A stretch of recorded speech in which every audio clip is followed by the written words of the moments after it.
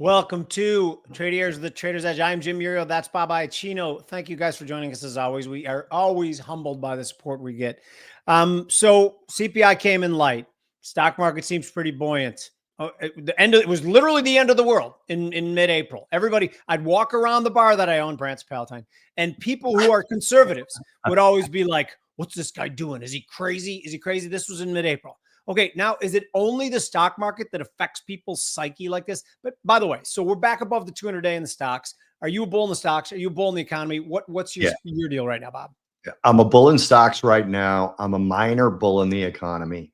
I do think that this slowdown that started is likely to continue a little bit. I think it's up in the air whether we actually fall into a technical recession or not.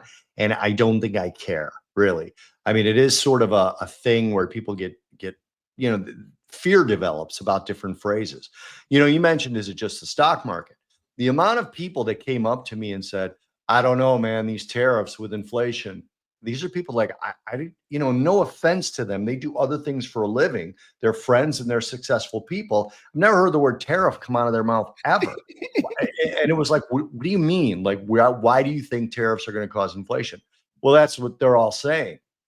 So, there gets to be this mood. And by the way, I'm not saying they are or they're not. I'm saying I've been doing this over 30 years, and I'm saying I don't think we know definitively if it's going to cause inflation. So I think that's what it was. And when people see the stock market going up like this, I'll bet you your average guy doesn't think inflation is going to be caused by tariffs anymore. No question, because the psychology, and by the way, there's data that backs this up, particularly when a new president comes in. The stock market is what translates into the psychology of what people think, how things are going, good or bad. And it's amazing to me because it makes no sense. Sometimes markets just are overvalued and they have to come off a little bit. I do think that a lot of crazies were selling their stocks thinking that he was going to, do some great harm. I don't think he wants to. Anyway, let's get to our guest. We have, again, I've said this a million times. You can say Bobby and I are full shit, maybe, but you cannot deny that being 25 years in mainstream media opens the door to get some great guests. And we have another one. Let's bring in Adam Koch I want to find out about that name too. Koch, K-O-O-S, Koch of Libertas, the president of. Let's bring him in.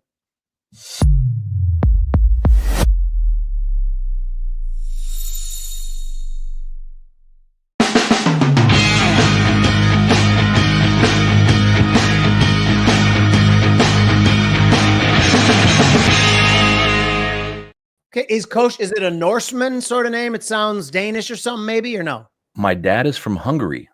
Really? Look at that. Yeah. It's interesting. Hungary. And Hungary. What now? This is gonna. I know the answer is gonna be Hungarian, but I'm just making sure. What language do they speak in Hungary? Is it Hungarian? Hungarian. Yeah. Yeah. And there used to be a buddy of mine owned a Hungarian restaurant. Ooh. I think I was the only person who liked it around here. He's like, no, there's a huge community, but it went belly up. But I thought it was pretty good. Right? That's awful. Yeah. If you know what to eat, and Hungarian food is amazing. Yeah, I thought the restaurant was great. Now, where are you coming to us from right now? Columbus, Ohio, Buckeye Country. Really? You're not in the echo chambers of the coasts. I'm so thankful of that. Who's your team? The Browns? I grew up in Cleveland, so I'm a very sad, multi-decade, lifetime fan and season ticket holder of the Cleveland Browns. Yes. Okay. Well, I hope that sadness continues. Because no, I'm just kidding. Fan? Right. We're Bears fans. I assume, Bobby, you're a Bears fan too. We're all absolutely. The only thing Chicago has in common, the only thing we ever agree on is Italian beef and the Bears. That's it. We fight each other tooth and nail for everything else. You heard the question I asked Bobby before. Okay, mid-April, everything sucked. This crazy orange man was driving us into the ground. I took a survey on Twitter, about 300 different money managers who all told the same tale. And that was they were getting calls from people to sell everything because of Donald Trump. Now, it's one thing if you do the analysis and you look at 10 different policy measures and say, well, I don't think the stock market's going to do well because of this. That's one thing. But if you're just an emotional wreck, pulling your hair out saying, sell, then you are the problem. What are your thoughts on any of that? I mean, we heard a lot of it. It's unfortunate. And I think that the longer you know the markets and you play in the markets and, I think the harder it gets to watch other people fall victim to this kind of, these biases and the emotions. It's tough. I mean, I'm not going to call anybody out because I don't want them to hear this and know who they are. But, there's people who call called us and they wanted to go to cash. And then of course they're like, well, what do you think we should do? And I'm like, well, I think you should keep doing what we're doing here, which, we run. And what I love about your show is, we run at our office. Half of our models are technical and half are strategic. So we do the strategic stuff that everybody does in the whole country. Right. But the stuff that's really interesting is the tactical stuff. So, in, late February, early March, we start getting out of the market in our tactical models, and it's very robotic. There's no emotion behind it. And at one point, our aggressive tactical models were as much as 83% cash. And now it's 30% cash. And I wouldn't be surprised. I was just talking to Dave Keller. I don't know if you know Keller. Used to be stockcharts.com, Sierra Alpha Research. I was just on the phone with him earlier. And we were both talking about how, like, next week, wouldn't be surprised to see that models go full long. But you let the market tell you what to do. You don't look at the news. That's a really great way to put it. You're in wealth management. I got a question for all the wealth managers that we know. Is it difficult to try to sort of intellectually shake these people who've been successful in their other lives?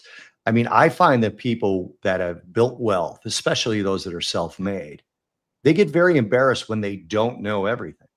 I mean, I've actually talked to guys in our business, mine and Jim's business specifically, active traders, guys from the trading floor, made all kinds of money. And now they're telling me the difference in the chemical makeup of different foods. And I'm like, you don't know that, just so you know, and neither do I. So you're talking about me here, aren't you? So do you find that challenging, like, to get these people who've been very successful and go, look, let me sit you down and I need to explain to you that I know what I'm doing, just like you know in making shoes or widgets or whatever else you do? I think it's I don't want to stereotype, but I'm going to anyway. I think it's certain career fields. I think we see a lot of that in the engineers. But I think it's because they're wired to look for everything that's wrong with everything and kind of pick it apart, because, some of them, if they make mistakes, people die. So I think they're wired that way. I think we see it a lot with doctors because they are such intelligent human beings. I think a lot of the time doctors kind of feel like, well, I'm really, really good at this. I should be good at everything. And architects sometimes are that way. But, a lot of times with business owners or your, average, call it working professional executive, we don't see a lot of that with them. What we see a lot of within the subset of, call it your retail client, non-business owner, non-engineer, non-architect, non-doctor, would be just watching too much political news. In fact, I think any political news is too much political news, but I digress. So am I understanding you right? And again, I don't want to get you in a trick bag with any of your clients. The college educated are worse than the self-made. I mean, and that's not mutually exclusive. You can be college educated. I think you could probably do some research and find some correlation there. I bet. Yeah. I love that so much. That's Jimmy? So funny. So Bobby and I were talking, and this is going to be a question to both of you as well. I thought 2025 was going to be a tumultuous year. So far, I've been right. I'm reluctant to call a green light in this stock market rally. I like the fact that it closed above the 200-day. Bobby's tutelage, I like to see a runaway strength, but now Bobby's convinced me that what you really want to see is it back up to that 200-day, find support, and then rally. But my question to you is that, do you think we're challenging the new highs now? Do you think we're out of the woods? What are your broad thoughts? I don't like to, I always say I'm a trend follower, not a trend predictor. Right. But I think a lot of things, I guess. I think that the fact that we're above the 200, I like to use the 40-week personally, just, even though mathematically for those watching and listening, it's the same thing. Right. It just using the 40-week moving average and close at the 40-week on a Friday and then waiting for the European close on Mondays at 11 when a lot of the volume leaves the market is a little bit of a slower way of doing it and avoid some whipsaws. So that's why I use the 40-week. But I think that this was an emotionally charged sell-off. And news driven. And I think that's why we're not going to see the lows again. Now, the market doesn't care what I think. I would not be surprised to see stocks on the S&P break south of the 200-day, which sits right around 57.50 right now. Right. And then fall back to the March lows at right around 5,500. And for that to shake some people out below the 200. And then to see it to head northward from there, basically to see another major higher low. Yeah. No, see, I actually love that because I Love believe that. it too. Because this just Yeah. seems too easy to me. Bobby, you're completely on board with that too. And if you are on board with that, where do you think that leaves the Mag 7 tech in general? So I am on board with that, and I'm gonna leave. Jimmy's heard this a million times, Adam. I haven't had a chance to tell you this before. We had a death cross in the S&P, in basically all the major indices. The Russell took place first. Now, before I finish this statement, to anyone who hasn't watched this before, death cross is an absolutely piece of crap indicator for lower lows. They don't work, right? As a matter of fact, we did research on them, and they used to work. They haven't worked in the last 20 years in any reliable way. There's no way you could like label those as signal to go to cash or to go to gold, whatever cash is to you. But having said that, when they do work, whether it's 40 years ago or 20 years ago, they go up to the intersecting level of the cross. So for example, if I'm looking at the ES futures, that level where the 50 crossed below the 200, which for those of you who don't know, that's what a death cross is 59.15.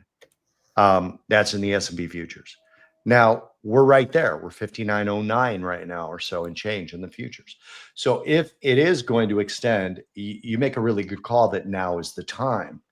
Now, Jimmy, we have a newsletter. I don't know if you heard that in the beginning, Adam. Actually, I don't think we said it on here yet. Jimmy and I have a newsletter with our business partner, Mike Arnold, who's one of the best technicians you will ever meet. Insane, actually annoying. Sometimes you want to do stuff and Mike says you can't do it right now. The chart isn't giving you the go ahead, right? It's actually annoying at how good he is. We have a newsletter and we sort of line that out for our people. And we said, look, this is exactly the example of what I'm talking about. If we get a break above this sort of intersecting point, a close above it, maybe even a day or two of strength, and then we get a push lower and that level holds. I mean, as a short-term trader, right? As an active trader, I'm in.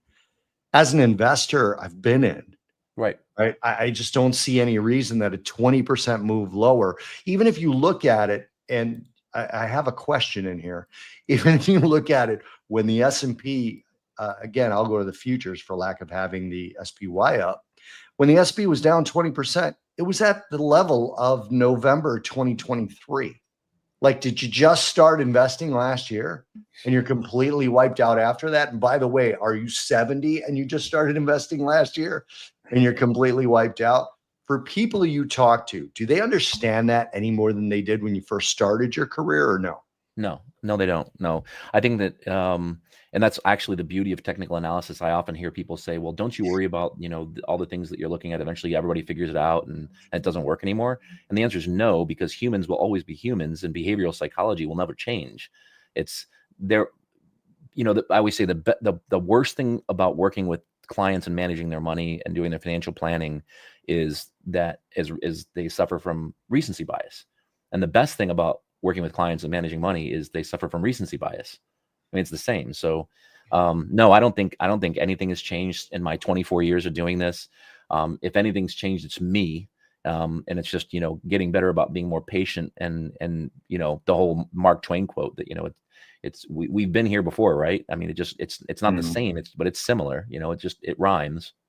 Hold it. So the Mark Twain quote is the one about what you don't know, but you for sure. No, it's history doesn't repeat itself, but it rhymes. Oh, that's the one. Yeah, I like that one. Repeat itself, but it rhymes. Yeah. No, there is another one we use all the time, Jimmy. What is that one? Because I don't ever remember that one. Mike Tyson one. Everybody's got a plan until they get punched in the face. Yeah, no, I'm talking about the Mark Twain one is something to the effect of it's not what you know that hurts you, it's what you know for certain that ain't true, or right. Something like ain't that. so right, exactly. Yeah. Mm-hmm. Yeah. Which, by the way, a lot of people are that way too, and I'm one of them too. We talked about emotions before, and for years I've been struggling with emotions as a trader. And when I have a bad day, it's because I didn't win against my emotions. Let's talk about Bobby and I have been accused of being gold bugs over the last, call it 2.5, 3 years. Which, by the way, I'll take that now because gold has been one of the absolute stellar performer. So when you are talking to your people, do you have a special section that I like to call, and you might call it something different, like the hedge against stewardship of our fiat currency, which in my mind is gold, silver, real estate, Bitcoin, platinum. Do you focus on those things within your models? Yeah, I mean, they're more of an ancillary position, obviously. It's not going to be. I'm one of the few, I think, in the wealth management and financial advisory world who actually believes that digital assets are another asset class. Like, I don't think Bitcoin and Ethereum are going anywhere.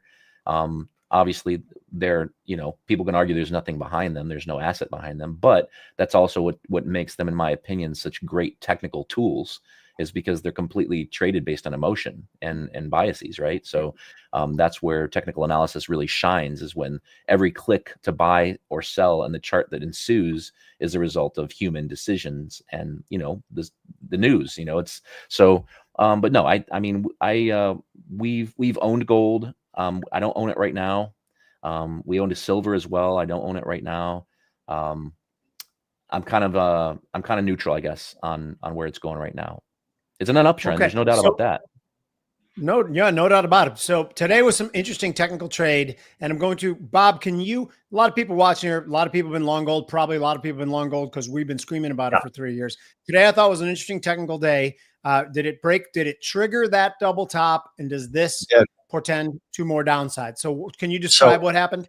Yeah. So the double top trigger. Okay. For those of you that don't know, and we got this question on our newsletter, actually, somebody said, what's a trade trigger? Okay. You have a trade setup. And again, just for your information, Adam, like my average hold time is about 26 days on an active investment. You swing trader. Yeah. So if you got to close today in the gold futures contract, or any day in the next couple of days, below 3209.40, that was a trigger. In other words, the double top was now an available trade. It was a high probability trade, but there's generally two measured move targets for a double top.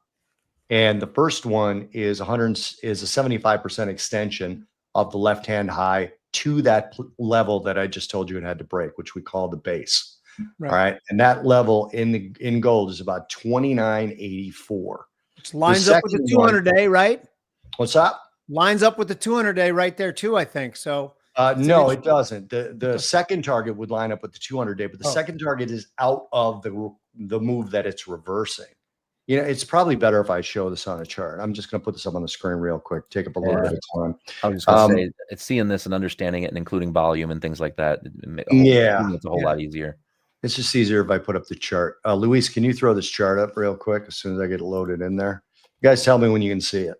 We got it. Yeah. All right. So I measure the left-hand high to the low and I extend it 175 basis points. Now, the key to a double top, and Adam, you know this, I'm sure, is it's a reversal pattern. And you're looking at the move that is being reversed as this move right here, not this entire move, because you got a cycle high here. So you have to mark it from there to there. So when you measure out the measured moves, the 175 or the 75% extension is inside the move that's being reversed. The 200 or the 100% extension is out of it. So this is not a target right now. To get to this, what is that? 2908.90 is much lower probability based on about 25 years of data. This 175 is a higher probability. Now, the issue what's the 175 level again? It's 2984, but we're not closing below the 50. So when you've got sort of a hiccup like that, it's kind of like having a running back broke through the line, got past the linebackers, but there's a really good safety back there, right? You still have the odds that he's going to beat one guy, but he's a Pro Bowl safety. And you're a Cleveland Browns fan. I know you've seen that happen before. Here we go. So, that's the kind of thing we're looking at in gold. Now, this to me, longer term, Jimmy, does not mean that gold's not a buy at those levels. For me, it get down to those levels. Right. I like gold, and Adam, this goes to a question for you. I like gold now as the sort of, if I go to cash, I go to gold. I don't go to treasuries anymore. I just don't know what's going on in the treasury quadrant. I just don't. I mean, we've had this conversation before that people are thinking the Fed may ease. And Jimmy and I both are having this sort of back and forth. It's not an argument because we kind of agree with each other. Are they going to reenact QE before they ease? Are they going to start buying bonds again before they ease? Sort of doing this easing, but not quite giving Trump what he wants, whether that's political or not. That's for other people to talk about. So from a perspective of let me just give you two things. You have clients calling, asking you about gold. I know you do. and you have clients calling asking you about Bitcoin, do you steer them in either direction? Well, I mean, maybe things are a little bit different here because, we have 18 portfolio models, and, our clients who work with us, that they own what's in those models, right? So I don't think it's a matter of steering necessarily, but I mean, if you're asking my opinion, like I said, we don't own either right now. I mean, I'm looking at gold, right now on a chart, and that double top, like the support would be the bottom of the gap, right? Right. And the thing is to keep in mind, though, for people who are new to this, is that's the minimum, right? Mhm. Sure. So Once it starts in a direction. Yeah. Right. yeah, So I yeah, mean, I get that what would you're be the saying. minimum. So it couldn't get worse, obviously. However, if you slice this in a different direction, like there was a momentum divergence. If you look at RSI, there Mhm. was a momentum divergence on that double top, which obviously, doesn't mean anything's going to happen. It's just evidence, right? Mhm. But if you slice this another way and you say, okay, well, it's coming right down to the 50-day moving average, which is also happens to be right around those April 1st highs. Yeah. There's a lot of polarity there, and I think there could be potential support. So, Yeah. I know it's possible, like Bobby, you were saying, that this could be a potential buying opportunity here. But I think that the risk management is pretty. I mean, I think it's pretty clear. If you enter right around here, your risk is a couple dollars, Right. right? If you use either the 50 or if you use those April 1st highs as your line in the sand. Now, for hold on, I'm typing in the chat instead of my chart. If I'm looking at Bitcoin, Bobby, can we get a Bitcoin chart up too, like a 6-month daily? Because I love a pattern that's Yeah. developing, and then I Adam can can talk put to it. a Bitcoin up. Yeah. You want the Bitcoin to future? me, I mean, I think what I don't know, Bitcoin is clearly in a long-term uptrend. Bounced right off the 40-week and the 200-day moving average, right back in April. Obviously was in a short-term downtrend before that, but now you're contending with those highs again. And as the saying goes, that the more frequent, the more times it starts hitting that line of resistance and ceiling above our head, the higher the probability of breaking it. The question is, how long is it going to take to break it, right? Right. So, if I'm not long Bitcoin, but I like buying investments that are in uptrends, which I think people should, then I think I'd be looking for an entry point in one of two places. Either A, I'm entering on a pullback to the 50, or I'm waiting for a break above those highs in December and January. And then that's my line in the sand for risk management. So, Bobby, I think you know how I'm looking at trading this, because Yep. this move, higher, was obviously dramatic and stark. And these last 4 or 5 bars of the indecision is just that. If I get a trade above the wick of that green bar from yesterday, that to me, because does that take out the candle from the red candle body too No. from 2 ago? Okay, so let's say taking out that red body candle from 3 bars ago, the one that doesn't have a wick above there. We trade above that. I think we make a quick run to those highs, and I think they fall apart. I think Bitcoin has been waiting to make new highs and run to new highs. The only thing it had to contend with was the correlation with the NASDAQ, and NASDAQ was getting pummeled last month, or in April, I guess that was last month. But anyway, so now I think that we run right through those highs. Bobby, what's your analysis of that chart? I like to see pullbacks on these kind of charts. I just always do. So obviously I've got the pen here. So if it's me, I really want to see, I'm going to pull a little trend line here that doesn't really exist. Okay. I want to see something like this happen. Okay. I want to see something move into here. I'll put another horizontal line right about here. Now, by the way, I own this asset, right? I don't know how much longer I'll own it at these highs unless we get follow through. This is the old highs right here where this red line is. This is where I'd like to see it pull back to. And this can move higher as this sort of, Adam, this is what we call the rotation zone, where basically this is the 8 and the 21 exponential moving averages. And oftentimes after the first cross, I don't give a shit about the cross, right? I like seeing rotations into this and seeing them hold. So for example, in this move right here, I didn't do this, just so everybody knows. I'm not looking at an old pattern and saying I traded it when I didn't. I didn't buy that. But I draw a little best fit trend line, and then when I get a close above it, I like to follow it out at that point. I'd like to see that develop here. If we just got to move like this, I personally don't have any indication of how far it might run. I don't know, right? I guess the run up to this highs is a good one. Where I really like the way that I look at it, and I learned a lot of this from Mike Arnold, is that I can actually then take like a retracement extension, which, I use Gann, I don't use Fibonacci, and, do something like this, where I go, down, up, down, and I can measured move targets above the high, right? So that's just sort of how I look at it from an active investor perspective. I'm a little more curious as to how many of your models include something like Bitcoin, if anything. The Bitcoin is only going to be included in the aggressive and moderate models. I'm not going to touch something like that in a balanced or conservative model. It's kind of like, this is something I guess I've never really shared with maybe more than a handful of people, but our moderate and growth models use the NASDAQ as the inventory for individual stocks, for instance. The balanced and conservative models use the Dow. And the reason for that is purely behavioral. It's when this is stereotyping, I realize, but it's true. It's true. True. When people who are in balanced and conservative models, especially conservative models, they want to know what they own. And when they see a trade come through on their confirm, or they looking at their statement online, they don't want to see some random stock they've never heard of before, because immediately they think high growth, high tech, risky. What are you doing? So, and on contrary to popular belief, you can use ranking systems and relative strength to put together great portfolios over the long term, using a smaller inventory like that of big cap names. You know what I mean? But yes, Bitcoin, we've owned it this year. We own gold this year. We own silver this year at one point. And all of those would exist primarily. Well, actually, gold I would buy in all the models.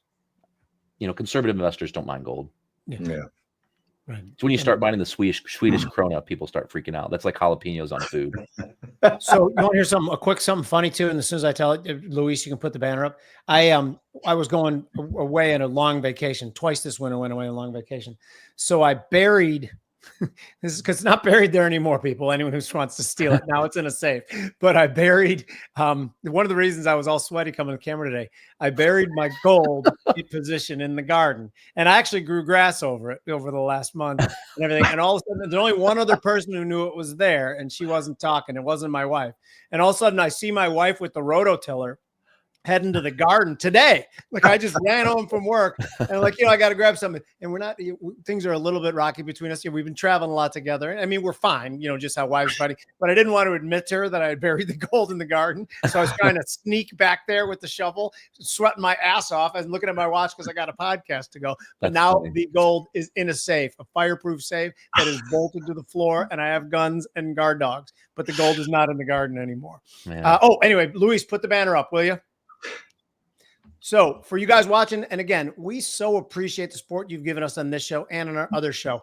Tradier is offering 3 months free of Tradier Pro. If you trade options at all or are thinking about trading options, this is the path for that. We've talked to options experts, options beginners, and the one thing they share in common is if they've used this model, they love this model. And you guys can get it free for 3 months. And by the way, it is a favor to us because it's a good metric by how people watch the show and how people trust us. So please scan the code. Try Tradier's Options Pro for 3 months. Thank you, guys. Adam, you grew up in Columbus, you said? I grew up in Cleveland. Oh, in Cleveland. You live in Columbus now. My cousins own restaurants there. I just remember that. North Market. North Market. Oh, no way. Yeah, my cousin John and Rick Ziliak, they started with Pastaria in North Market, and then Serafina's Pizza and Deli after that, and then Pasta, I think it was called Pasta Secundo was the other one. Those are my cousin. And then Z Cucina di Spirito. Rick. Yeah, Rick. He's my cousin. You're related to Rick? Yeah, he's my cousin. No way. Yeah. Great restaurant. Yeah, I can literally, it's 2.5 miles from my house. Yeah, his brother Don used to come to my father's Italian bakery to pick up supplies for the restaurant when they couldn't find anything good that they thought was good. They come to my dad's Italian bakery, buy bread, buy pastries, and then drive back to Columbus and use it for the week. It was really, really funny, man. It's funny. I talk to people from Columbus, like, my cousins, and then everybody sort of like Chicago, right? People say they're from Chicago, And then you go, where? Well, Lake Zurich. Okay, that's not really Chicago. It's Chicago. It's the suburbs of Chicago. People will be like, I'm from Columbus. Where? Well, I actually live. Okay, fine. You're not going to be my cousins. You're not going to go to the restaurants. I mean, I haven't talked to them in forever. But I'll see if I'll tell Rick that I met you. Yeah, tell Rick. And it's funny because Rick was a drummer for years. He was a phenomenal drummer. When we were little kids, we used to get together and he'd be like grabbing pens and stuff, and he'd be just drumming all over the place. He was a phenomenal drummer. Got some ammunition now. Yeah, thanks for that. Yeah, there you go. Ask him if he still plays the drums. That's awesome. That's awesome. And Adam, by the way, I live in Palatine, which is essentially 15 miles outside the city. That's where O'Hare reaches out here. Which, by the way, when you're out of town and someone says, where are you from? If you say Illinois, it means you're not in the Chicago metro area. If you're in the Chicago metro area, you say Chicago. You agree with that, Bobby, right? I agree. Yeah, and because these towns wouldn't exist without the hub of Chicago. Sure. And by the way, in 10 years, the Northwest suburbs are going to be the hub of Chicago when the Bears move out here and those idiots destroy their city. All they got is the lakefront right now going. But anyway. Yeah, you can't live in Chicago right now. I mean, that's my opinion. I do have friends that still live there. They get really mad when I say that, but I live in Southwest Florida now. We left because the gunshots were getting closer. My wife and I lived in the city. And we came down and spent a month in Southwest Florida right around COVID because Florida was open, Chicago was closed. And when we came back, my wife took the dogs for a walk in the park across the street from our house and came back with a 9mm shell casing. And she's like, can we go? I'm like, yeah, let me just straighten some things out here. I got some comments I want to go through because people are saying hi and stuff like that. First one is our boy Remo from Its Stock Charts. Love Remo. He says hello. I think the comments, by the way, were delayed. Normally, we have a lot of activity going on in the comments, and just nothing was coming through. And I thought it was me not wearing a black shirt. I really thought could be. That's what I said. Yeah. And we've got again, Jimmy. It's Yosemite Sam. There's gold in them there hills. That's Remo. Just Remo's a grease ball like us too. Then Timmy's making fun of you too. Jimmy, is this 1932 FDR isn't coming to take your gold? How do you know, Tim? How do you know he's not coming to take it? Not FDR specifically. They may come to take my gold. Actually, you know what's so funny? Why I buried it in the yard? Because it was because, like, let's say the house burns down. I don't have a fireproof safe. And then Bobby told me a story last week about, guy's house burned down. The only thing that survived was the gold because it's essentially indestructible. Yeah. And then I felt stupid for buried in the garden. But anyway. Yeah. And then Sterling says, hey, Bob, Jim, and Adam. Sterling is a great guy, Adam. He's a great guy. Like, he'll probably follow you on Twitter after this. And he helps us out a lot. He's no dummy either. Yeah, you'll hear from him again. Tracy Shoecard on Twitter, who is Shy Girl, at Shy Girl. Huge following. Really, really smart girl. So this convo on Chicago is. I've seen her before on Twitter. Yeah. And then Edward McKernan, that's the Ed who was on our show, Joe. Yeah, we love Edward. We love Edward. Yeah. Yeah, he was on one of our shows. So he's a big tech guy. Worked in tech in China. Huge wealth of knowledge. Was doing Capone jokes about your gold safe, Jim. I will say, if you've ever met a rabid, crazy dog and you're not, you come break into my house is all I'm saying. Anyway, let's go back to markets. So we talked about the S&P in general. We talked about tech. We've talked about gold. I'd like to get to energy. And Adam, I'm hoping you have some thoughts on the energy sector. We had talked about, in the Tradier rundown, the relationship with Saudi Arabia. It seems to be getting better. Saudi Arabia definitely is keeping the supply up. Why they're doing it is anybody's guess. I like to think it's because they respect and like Trump, and maybe they're a little scared of him. Where are you in energy, and are your models long it? No, we're not long. One of the things I'm realizing, by the way, as we're talking, and this is just good for everybody to know. I think you two already know this just from the first 10 minutes, but my time frame's longer. You're talking swing trading, 3-4 weeks, call it 21, 26 days. I'm more 6 to 9 months. I'm intermediate term. Yeah. So no energy right now. Yeah. By the way, the biggest part of my portfolio is I trade with 6 to 9 month time horizons, and I use technical analysis for that as well too. So, I trade quite a bit. My sweet spot is 2 weeks for my trading. But as far as my investments, I manage them all like 9-month trades. I take into account tax repercussions too, obviously. So then what other sector might you be interested in that we're not talking about? Pick a portfolio. pick? Is it going to be the aggressive portfolio? Obviously, it's not the conservative if it's the down. I'm gonna pick the aggressive portfolio because I mean I don't think anybody's going to be interested in talking about a conservative portfolio. But I mean, when and from a sector standpoint, we're long industrials, tech, still discretionaries, financials is probably one of the newest positions we've added on earlier this year. Added financials, and then when we look at equities. Individual stocks, we own Netflix. We've had Netflix for a long time, but Intuitive Surgical, Costco, Cintas, Palantir, Gilead Sciences, Take-Two, MicroStrategy, CrowdStrike. So, and that's in the aggressive and moderate models.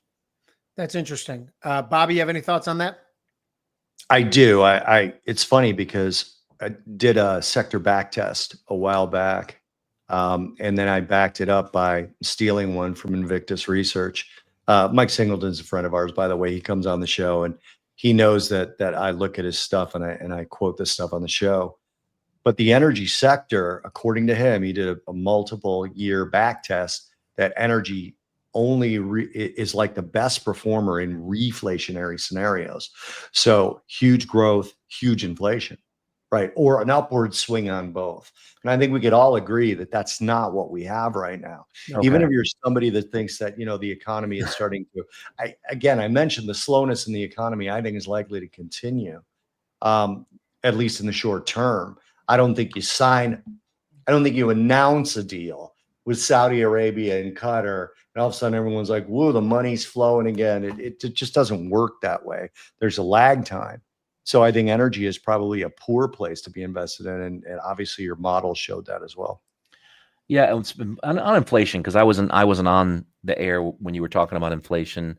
I agree with you two completely. And then I don't know if you ever follow Tom Lee and Fundstrat.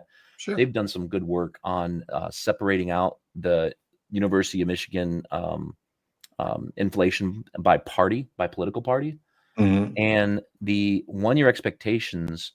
And again, this is not a political show, and I'm not talking politics. This is but this is important information, and it's not political. It just tells you what the data is. Let's hear it. The 1 year inflation expectation for Republicans is 0.4%. Okay. The 1 year inflation expectation for Democrats, 8%. 8%.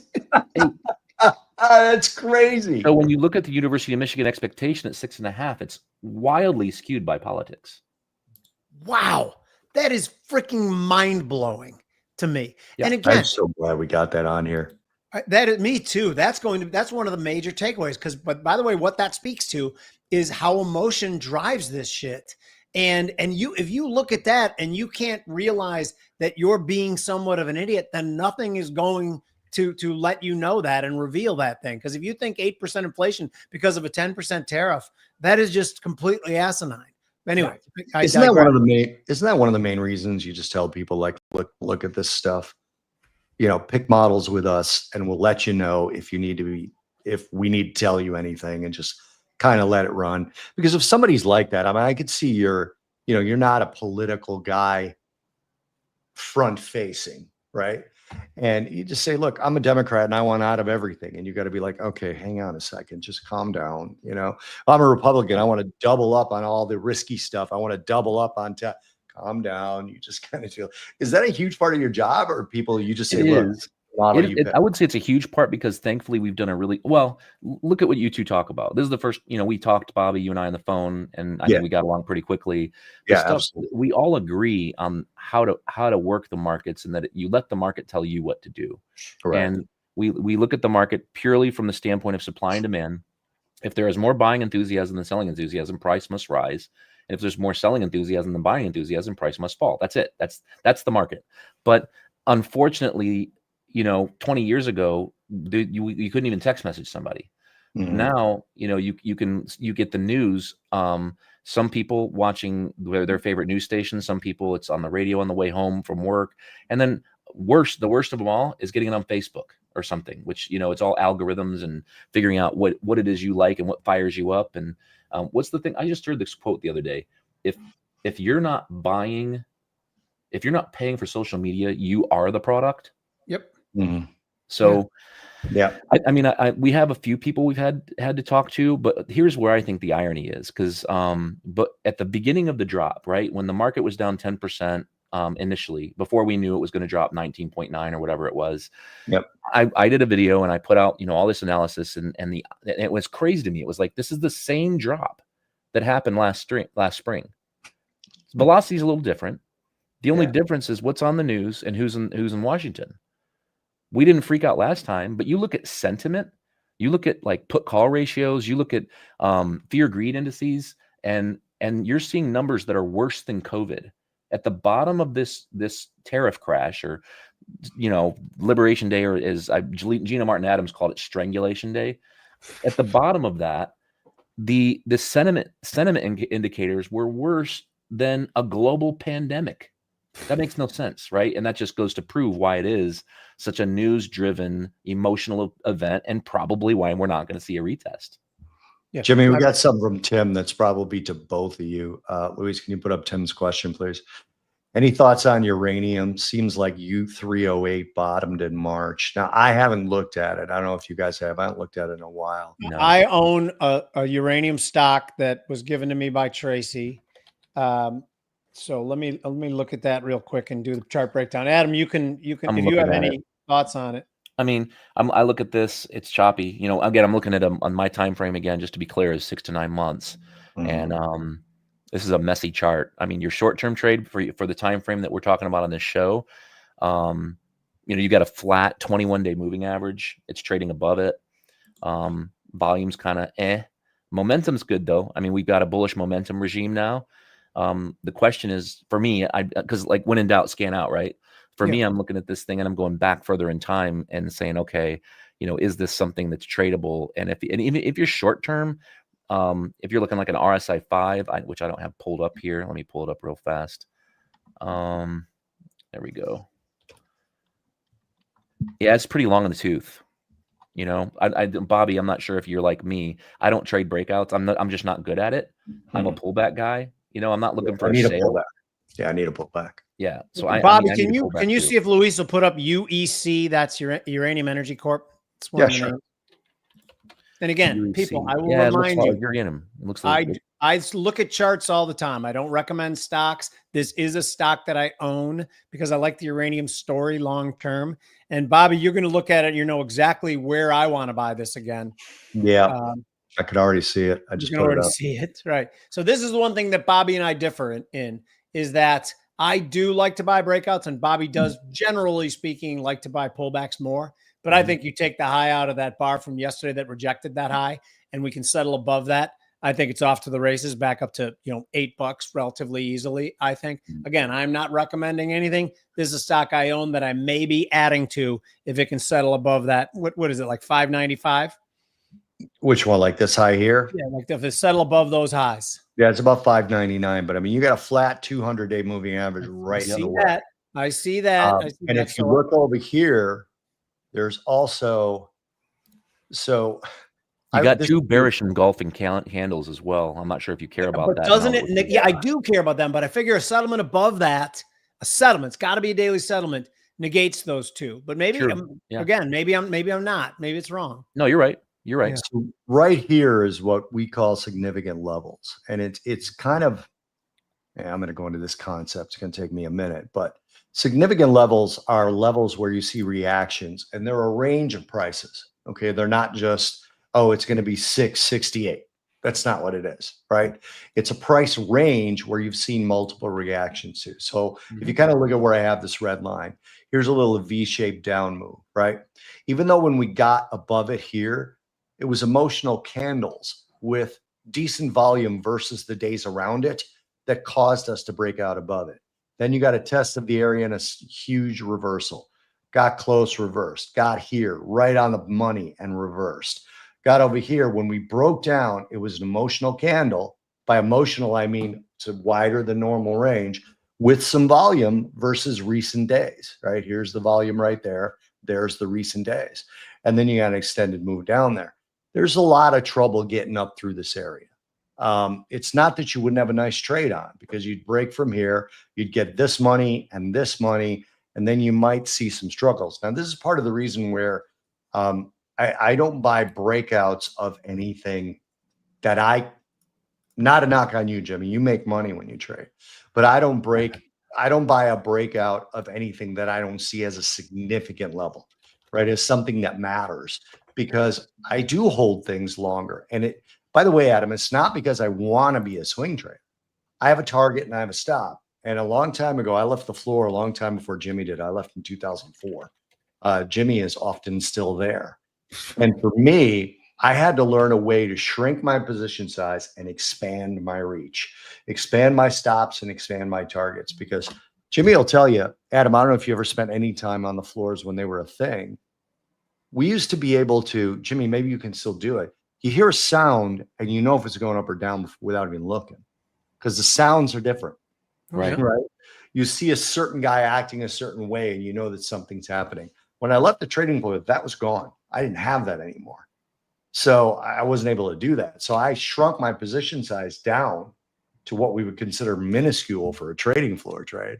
And I expanded stuff out. I'm like, okay, now, and by the way, I'm not saying this is a trade, nor am I recommending it. Now I would buy, this uranium chart at 536, and my stop would be down below 362. Where if this were a trading floor, I'd buy it at 536 and get out at 530. You know what I mean? And just shrink the position size down. So it's a lot different now in terms of that perspective. Adam, and just Adam, add something one step further to that than me, right? Here's what I believe, Adam, about trading floors, and I still do. Like Bobby and I could be 30 feet from each other. And look, you guys, you're about to think I'm a nut job. Like, I think if all of a sudden Bobby starts, gets a call, gets a message, and all of a sudden something has made him tense, has made the hairs on the back of his neck stand up. I swear to you, all your back hairs.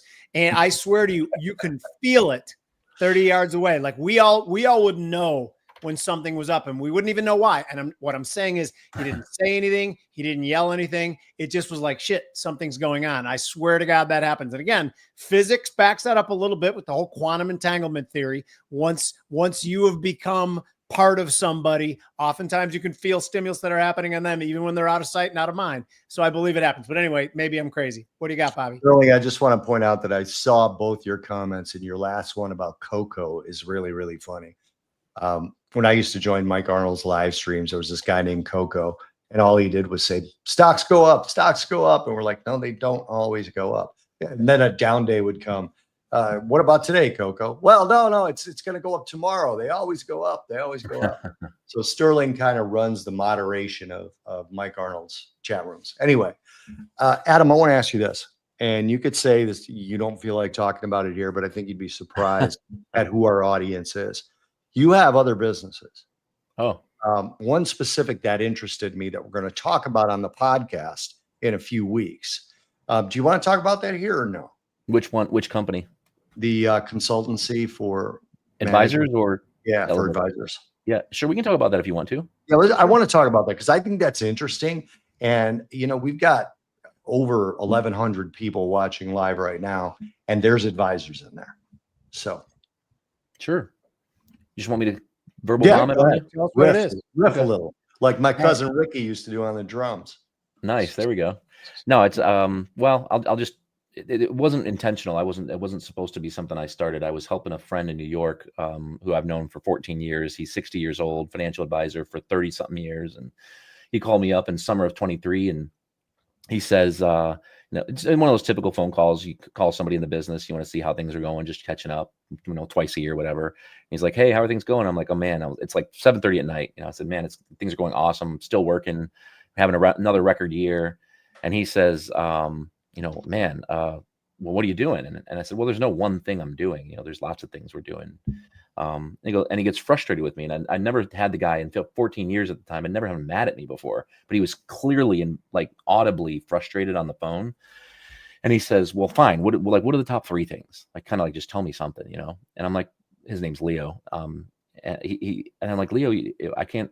There's no 3 things. I mean, if I told you what the 3 things were and you went and did them, you wouldn't see the results that I've been seeing because it's a lot more than that. It's like an orchestra, Chicago Symphony Orchestra.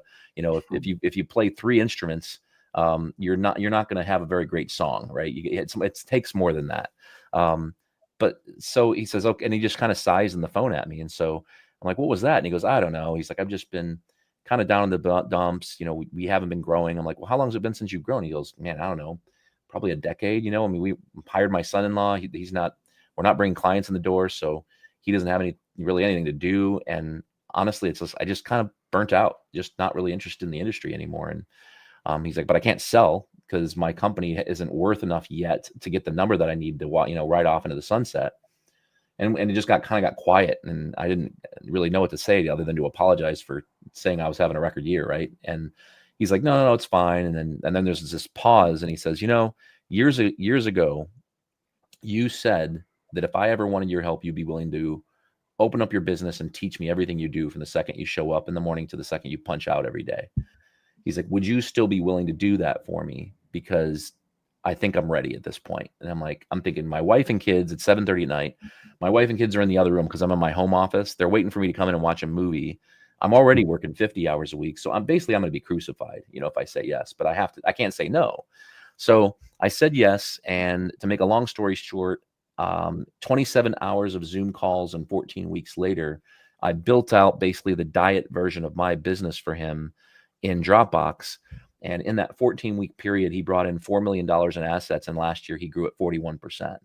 And after doing that, it was so much fun, just fulfilling, that I just thought, and my wife's been telling me for 15 years, I need to help other advisors and teach them how to do what I do and how I grow my business. So I just decided it was time, as opposed to waiting until retirement, which was always the plan. Let's wait till I quit, retire and sell my advisory practice. And then I'll do that as like my retirement job. I thought I already built it. I might as well start it now. So it's called Adrenaline Advisor Consulting. The website's adrenalineadvisor.com. We're launching it this summer. So technically it's not open to the public yet. We've got 15 founding members that we've taken through a one and only cohort. The way it works is there's 46 courses inside the program, along with a community. And there's chat rooms in the community where people can ask questions and anybody can answer. I can answer. So just kind of almost like a think tank, so to speak, of financial advisors that are growth minded. I do office hours twice a month for an hour and just answer questions on wherever anybody is in the program in the coursework. And then we do a group intro calls is what we're going to start doing twice a month, because I don't have the time to do individual intro calls for people who have questions, but that's what it is. So thank you for allowing me to share it. I didn't know we were going to talk about that, but it's a passion project. Yeah, no, we're going to have a whole hour on that, and I can't wait to do that in a couple of weeks. That's going to be on our regular podcast that we pre-record. But I do want to get one more comment up here. So we're running out of time. We don't want to keep you any longer than we promised we'd keep you. Worldwide Wealth says, is the CAMP dividend discount model still a useful tool? I think he means the CAPM, which Jimmy, capital asset pricing model. Jimmy's lawyers won't allow him to admit he knew what that was. I can't, so, right? Unless it's futures related. Right? So this is obviously a question for you, Adam, because I don't use it. I don't use it. No, I mean, there's some economists that use it. I know that. I don't mean to call out Husband, but I know that's something he talks a lot about. But I don't think I don't think it's actionable personally. I think there's a whole lot of other better things. Two things. I think there's a whole lot of other better tools you could use, first of all, and second of all, the biggest advice, and I assume you two would agree with me. I don't mean to assume so much here, but I think the biggest piece of advice I could give anybody who wants to learn how to trade and invest on their own, it would be, don't try to pick 8 tools, 12 indicators. I mean, find one momentum indicator, a couple price indicators, and that's it. And I was talking about Keller earlier, Dave Keller and I we were having this conversation about portfolio management and models. And, when I built my strategies back in the late 2000s, it took me easily 2,000 hours of testing and building systems and retesting and walking it forward with, an empty data. And at the end of the day, it doesn't matter if your portfolio model has 3 indicators and it's based on asset flows, or if it's based on moving averages, or if it's based on momentum or a ranking system. They all kind of work. Like when you look at the drawdown analysis, like the drawdowns during big crashes, they're similar. They're not the same, but they're pretty similar. So, and what I love about what we've been talking about today is that, you guys, Bobby, you're talking about a 21 to 26 day time frame. I'm talking about 6 to 9. It's fractal. All this stuff works on all time frames. You just have to pick a time frame and stick to it. Amen. That's a good way to close it out. You done, Bobby? Yeah, Timmy's asking about Leo the 14th. I'm anti Leo the 14th because it turns out he's a Sox fan. Well, he's a South Sider, which I guess is almost Yeah. like being from Chicago, but it's not. Yeah. I just don't think, I don't know. Luis, are you Catholic? If you're Catholic, put that comment up. If you're not, don't worry about it. I don't know. I mean, how holy can he be being a Sox fan? he's a Sox fan. I guess there's a meme going around. Yeah, I guess there's a meme going around that says that it took him only 2 days to pick a pope, but it took him 3 days to draft Shadur Sanders. Oh, I gotcha. Okay. Love that.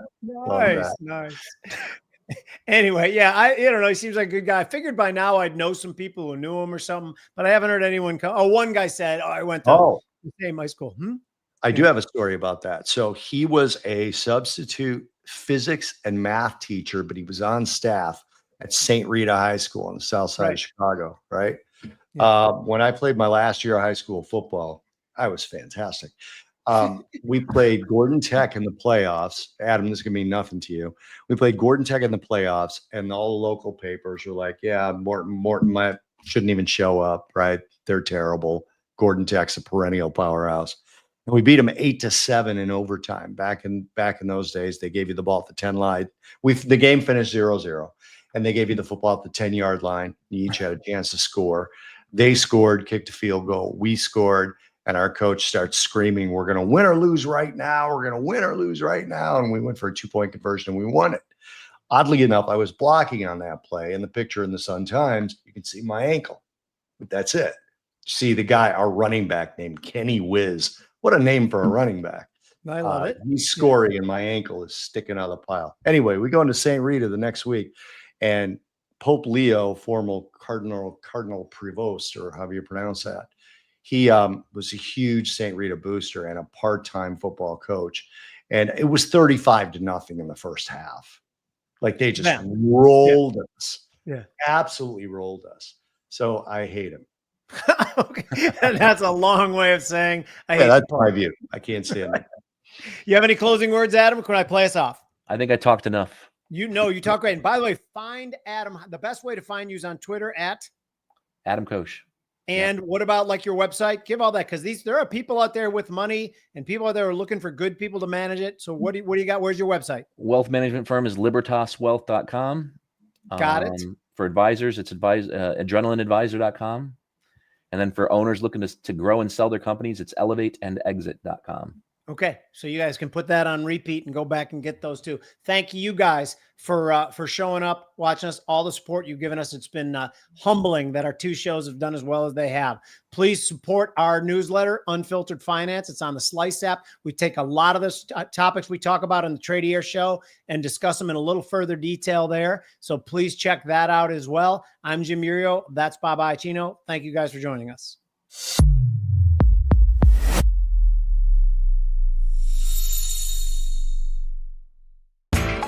You know how the financial world goes. Here comes the buzzkill. Please make sure to take some time to read this boring disclaimer. We will owe you one.